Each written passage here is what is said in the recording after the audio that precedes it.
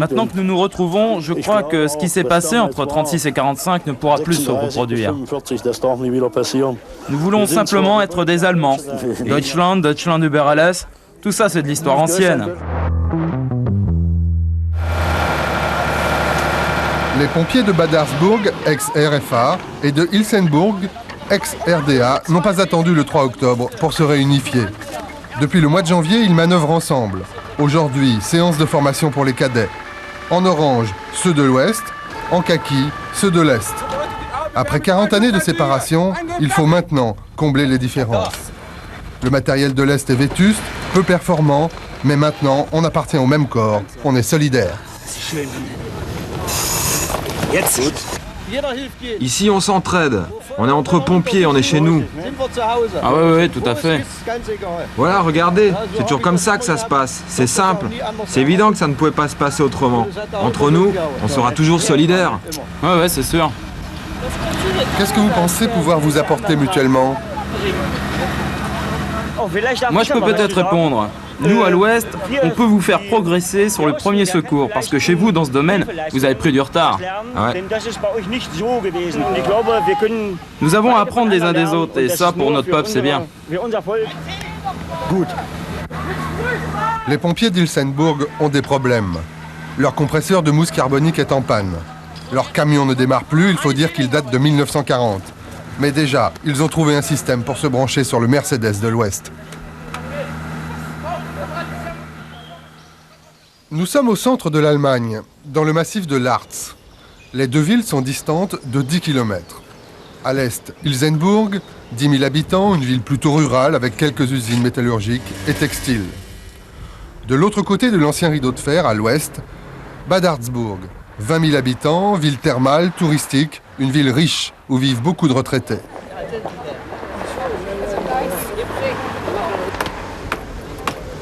Le rideau de fer est tombé quelques heures après le mur de Berlin. Les baraquements militaires ont été rasés et à la place, des petits commerces prospèrent. Rainer Heinemann est au chômage. Il était officier dans la police des frontières, la Grenzpolizei, l'un des corps les plus répressifs de l'ancien régime communiste. Il était également membre du parti. Ce chemin de ronde, il l'a parcouru tous les jours pendant 12 ans. Il ne renie pas son passé et s'interroge sur l'avenir de son pays. Je n'oublierai jamais les leçons du passé. C'est vraiment quelque chose dont il faut se souvenir. Maintenant, plus que jamais, il ne faudrait pas oublier ce que nous appelions la solidarité. J'espère de tout mon cœur que ce qui va se passer maintenant, ça sera positif. Mais j'ai aussi appris à me méfier du nationalisme.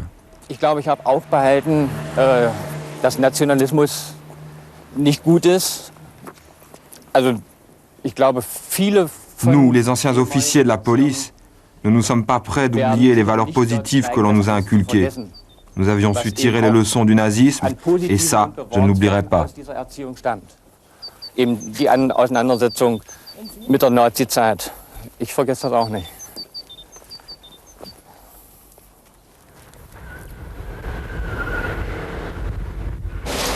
Comme beaucoup d'entreprises de l'Est, l'usine de textile d'Ilsenburg est au bord de la faillite.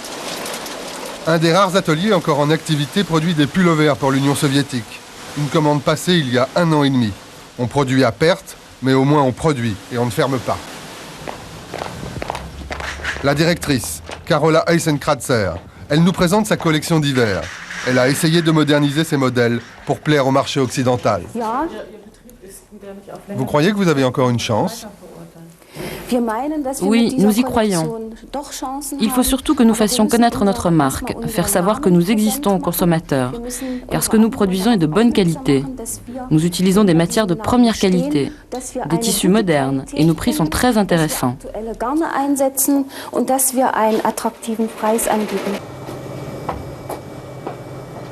Jusqu'à maintenant, aucune commande n'a été passée. La moitié des 280 ouvrières a été licenciée. Les autres travaillent au ralenti et ne perçoivent que 65% de leur salaire. La plupart des ateliers sont vides. C'est très dur à avaler pour moi, parce que nous nous étions mis à travailler 24 heures sur 24. Chez nous, on employait beaucoup de femmes. Ces dernières années, on avait tout fait pour les motiver, pour augmenter la productivité. Nous avions discuté avec elles, nous avions discuté de l'absentéisme, on les avait même convaincus de faire des heures supplémentaires. Et aujourd'hui, on se trouve face au néant. Et je me demande à quoi tout ça a servi, tous ces efforts des dernières années. C'est pas possible que le résultat soit là. Lorsque je rentre dans ces ateliers vides, de voir toutes ces machines arrêtées, ça c'est très dur à avaler.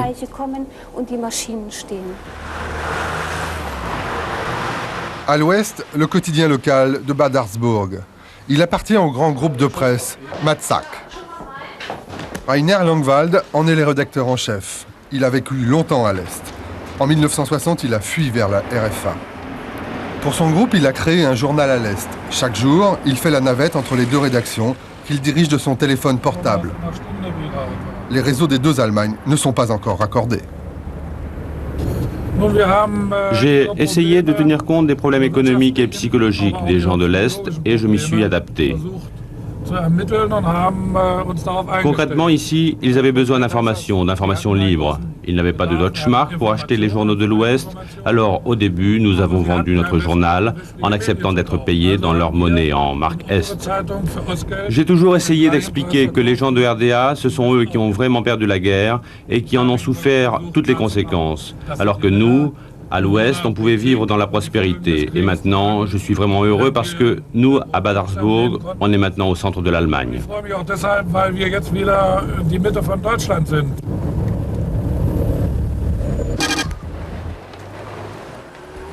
Pour sa rédaction d'Ilsenburg, Rainer Langwald n'a pas voulu engager des journalistes de l'Est, trop marqués par la presse de propagande.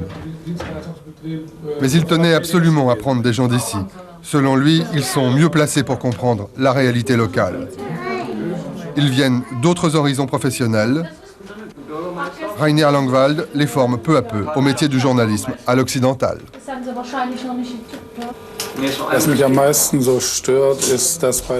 Ce qui m'inquiète le plus, c'est qu'avec la rapidité avec laquelle s'est faite la réunification, les gens de l'Ouest ont perdu tout sentiment.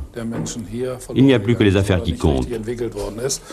Ce que l'on voit, c'est des hommes d'affaires d'Allemagne de l'Ouest qui débarquent avec tous les produits de consommation. Ils envahissent le pays avec des camions entiers de marchandises, sans aucune considération vis-à-vis du contexte dans lequel les gens se trouvent ici. Ils ne font pas de sentiments.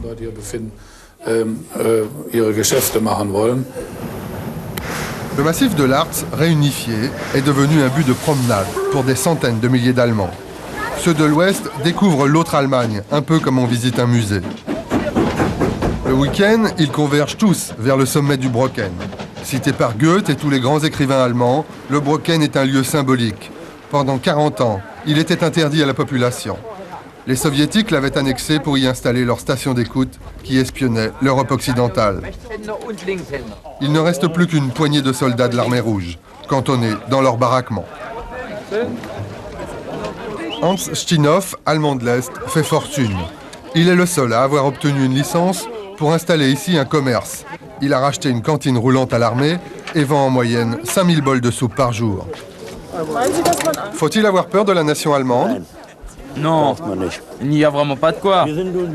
Maintenant que nous nous retrouvons, je crois que ce qui s'est passé entre 36 et 45 ne pourra plus se reproduire. Nous voulons simplement être des Allemands.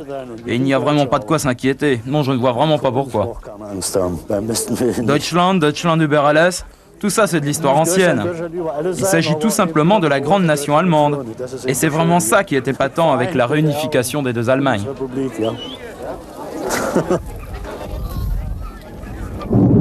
Aujourd'hui, au sommet du Brocken, on n'est plus allemand de l'Est ou allemand de l'Ouest. On se retrouve tout simplement entre Allemands.